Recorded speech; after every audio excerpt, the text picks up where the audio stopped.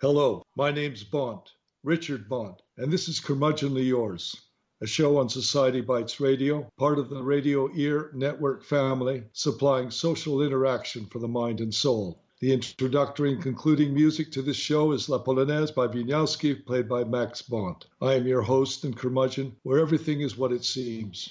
Nothing is what it seems. And what is not said is often of most interest. Today, Curmudgeonly Yours and Society Bites Radio present France Today with my guest, Thierry Taranto from Chateau, France. Hi, Thierry. Welcome to Curmudgeonly Yours. Hi, Richard. Thierry Taranto was born in 1960. His father was a political refugee from communist Bulgaria who arrived in France in 1948. His mother was born in Paris, but her mother emigrated from Poland in 1920. So Thierry is a second-generation Frenchman. He had a happy family childhood in a lower middle-class household in Paris. He received his high school degree from a posh high school, the École Bilingue de Paris, the bilingual school of Paris, where half the schooling was done in English. He then attended the very prestigious Sciences Po Paris and graduated in 1985 from a university attended by certain former French presidents, including Valéry Giscard d'Estaing, Jacques Chirac, François Hollande, and the current French president, Emmanuel Macron. We say Macron here, but he has worked his whole career in international advertising agencies like J. Walter Thompson, McCann Erickson, BBDO, and he has been with the French automotive group PSA, that's Peugeot, for the last 20 years.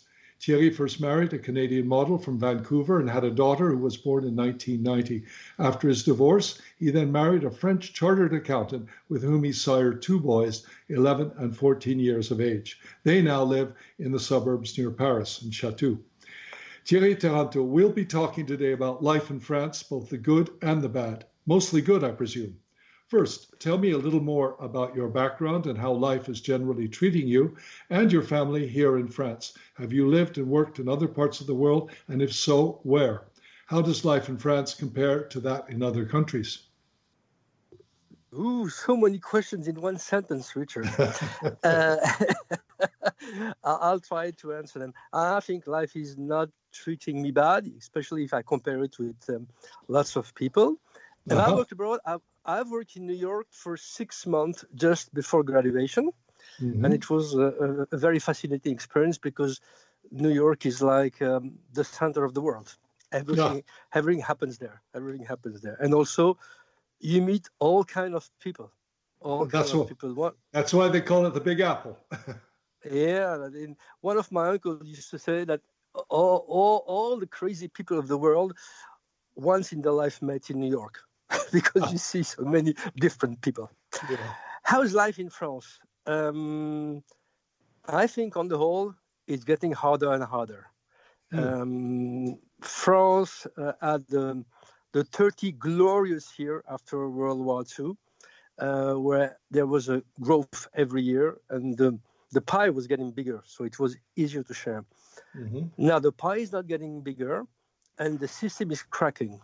The system was made for French people, and there is now in France a large immigration, and of course those people wants to benefit from the system, and the system can't hold up. I think it all started in 1976 when President Giscard d'Estaing allowed what we call in France family grouping, which means that the people who came to France to work in the factories were allowed to bring all their family with them.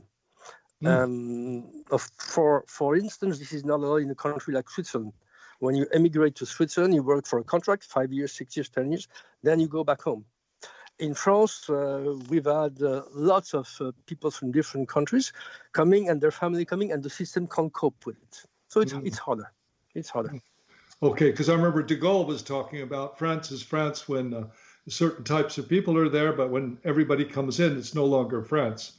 The goal said, I don't want Colombe et les deux églises to become Colombe the two mosques. Oh, yeah. Colombe et les deux églises were where he lived. And that's one of the reasons he gave Algeria independence. Because he wanted to preserve the French culture. Right. For our listeners, Colombe des deux églises means the two spires of the churches. And Colombe for two mosques. Well, you have the two spires of the mosques. Let's go on to another thing, Thierry. Smartphone usage, and this is totally different, seems to be a universal phenomenon and a universal curse today, especially amongst young people. How about your thoughts, and how does smartphone usage fit into the modern world that we all live in? Smartphones. Thank you, Steve Jobs. Smartphone is one of the great American inventions. Most or almost all the new inventions, they come from America. They are copied in Germany, they are copied in Japan, in every country in the world, but innovation comes from the US. That's a fact. Mm-hmm. Now, kids cannot be separated from their smartphone. If you cut them off from the smartphone, their social life is threatened because all their friends have smartphones. It's true. And I have, as you said, an 11 and a 14-year-old kid, and even the 11-year-old kid has his own smartphone. It's impossible for them not to have the smartphone. But That's our true. Responsibility as parents, I think, is to monitor the usage of the smartphone and to set rules.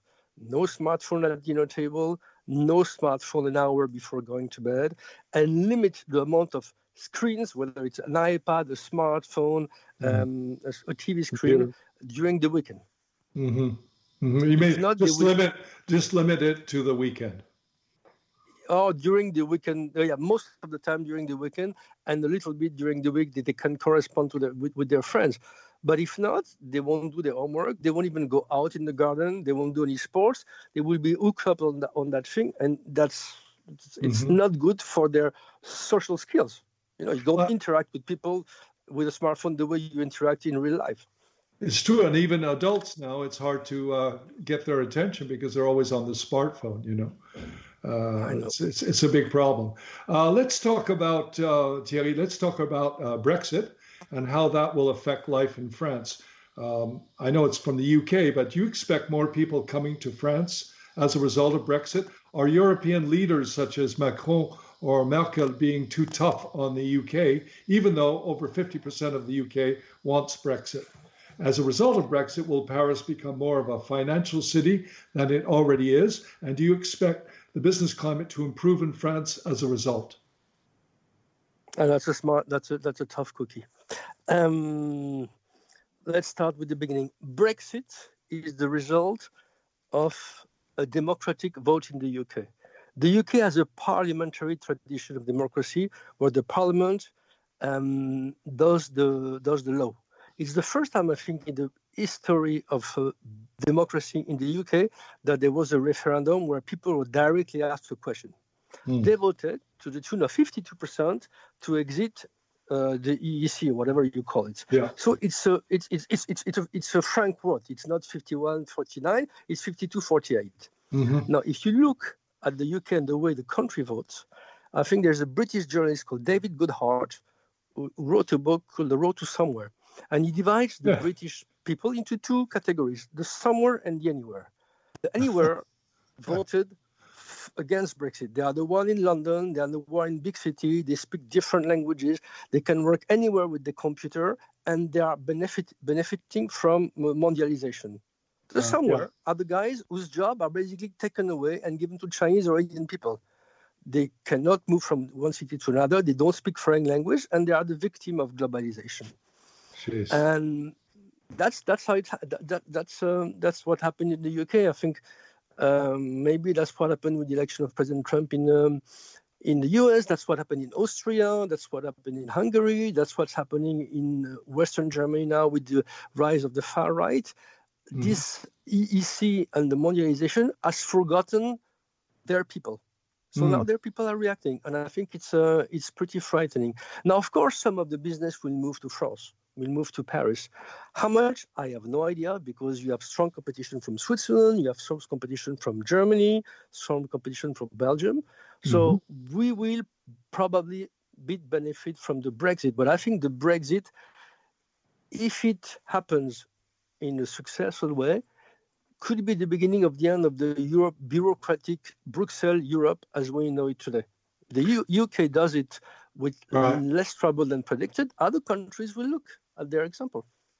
Well, they talked about Frankfurt becoming a financial capital rather than Paris, but they were always looking around for some capital in Europe to replace London, which was always the financial capital of Europe.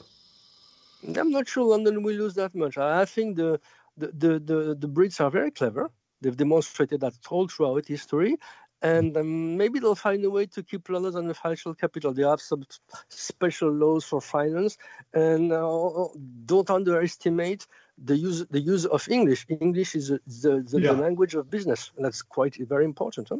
That's right. In fact, in many French companies, English is the language of business. And that's in France. Exactly.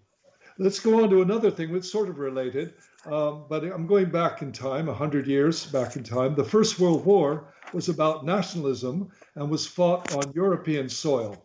After this conflict, big empires split up into separate countries.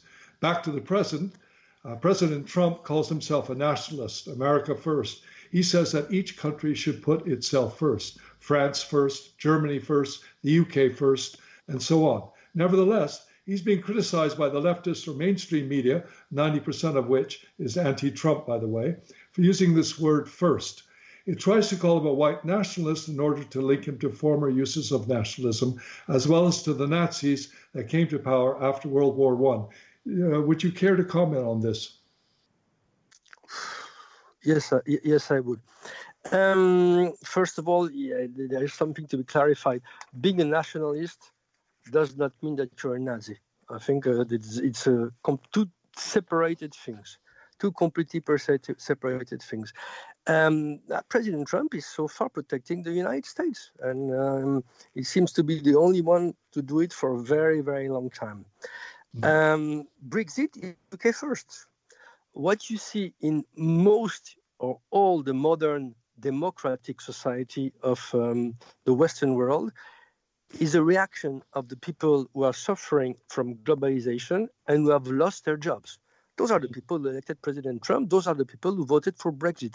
They now use their voting power against the elite, the leftist elite, because the elites are mostly leftist. There is a Marxist heritage that did not protect them. In France, the electorate of the Socialist Party is no more the workers. No more the workers. The workers in France are in droves voting for Marine Le Pen, which is the far right, and because she's a nationalist. Right or wrong, that's how it goes. Well, she's a far right, but she's also got a very leftist economic policy, doesn't she, Marine Le Pen? Yeah. Like, and then she's a proto-fascist. She's just like the fascists. They were a mix of. They are the mix of voters from the right and from the left. When you have nowhere else to go, you turn yourself to the people who talk to you. Right. And you were talking about the somewhere, anywhere people. So the somewhere people are the ones in Brexit who are voted for Brexit, right? The somewhere people. They are the one. The somewhere. If you move them from somewhere, they're lost. They don't speak a foreign language, so they can't work abroad. They're not very they're not very at ease with the computer. They only have one or two skills. They have trouble learning other skills. And if you take their job away from them, they don't work anymore. They don't eat anymore. And on the other hand, people in China or India are eating because it's a transfer. It's a transfer of job from our countries to the other countries. And that's where President Trump is defending the US by bringing jobs back. Right. Well, again, let's talk about the current situation with Brexit and how that relates to the nationalism of World War I. I guess you sort of did that, but let's go into that a bit more. Is Brexit a form of nationalism? And do you envisage a strong trading relationship between the new or future UK and the USA that would one day